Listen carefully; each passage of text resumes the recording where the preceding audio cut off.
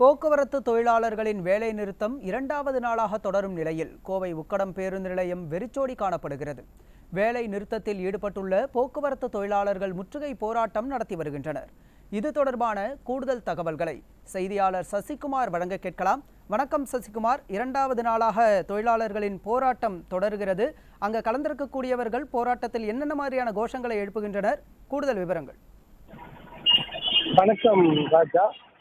விடியா திமுக அரசின் நிர்வாக சீர்கேட்டினால் இரண்டாவது நாளாக இன்று அரசு போக்குவரத்து கழக ஊழியர்களின் கூட்டமைப்பின் சார்பாக காலவரையற்ற வேலை நிறுத்த போராட்டம் என்பது தொடர்ந்து நடைபெற்று வருகிறது.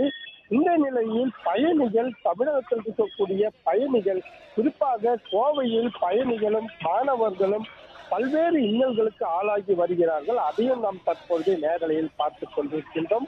கோவை மாவட்டத்தில் மிகவும் புகழ்பெற்ற பேருந்து நிறுத்தம் என்றால் அது உக்கடம் பேருந்து நிறுத்தம் என்று சொல்லலாம். இது மாவட்டத்தின் ஒரு இருதய பகுதியாக அமைந்துள்ளது. இந்த பகுதியில் உள்ள தமிழக அரசு முழு பூசணிக்காயை சோற்றில் மறைப்பது போல அவ்வளவு பெரிய பேருந்து நிறுத்தத்தில் தற்பொழுது வெறும் இயங்காத தனியார் பேருந்துகளை மட்டும் பேருந்து நிலையத்தில் நிறுத்தி வைத்துக் கொண்டு கூட்டத்தை காட்டி மக்களை ஏமாற்றி வருகிறது. அது மட்டுமல்லாமல் பல்லாயிரக்கணக்கான தொழிலாளர்கள் வேலை நிறுத்த போராட்டத்தில் ஈடுபட்டு வரும் நிலையில் மாவட்ட நிர்வாகத்தின் சார்பாக போலியாக, பொய்யாக 100% பேருந்துகள் இயக்கப்பட்டு வருவதாகவும் செய்திகளுக்கு பொய்யான செய்திகளை பரப்பி வருகிறது. உண்மை நிலையைத்தான் நாம் தற்பொழுது பார்த்து வந்து கொண்டிருக்கின்றோம். மேலும் இந்த நிலையில் கோவை உக்கடம் பகுதியில் போராட்ட குழுவின் கூட்டுக்குழுவின் சார்பாக அண்ணா தொழிற்சங்க பேரவை மாநில துணை செயலாளர் துரைசாமி மற்றும் அண்ணா போக்குவரத்து கழக கோவை மண்டல செயலாளர் சின்ராஜ் உட்பட CITU மற்றும் அனைத்து கட்சி தொழிற்சங்கங்களும் தற்பொழுது முற்றுகையிட்டு போராட்டத்தில் ஈடுபட்டு வருவதைத்தான் நாம் பார்த்து கொண்டிருக்கின்றோம்.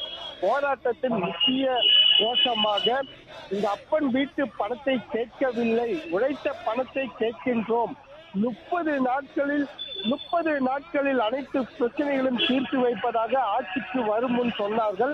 ஆனால் 1000 நாட்களை கடந்த பின்பும் இன்று வரை விடியா திமுக அரசு போக்குவரத்து தொழிலாளர்களை கண்டுகொள்ளவில்லை என்ற கடுமையான கோஷங்களை எழுப்பி அவர்கள் போராட்டம் நடத்தி வந்து கொண்டிருப்பதையும் நம் நேரலையில் பார்த்து வருகிறோம் ராஜா.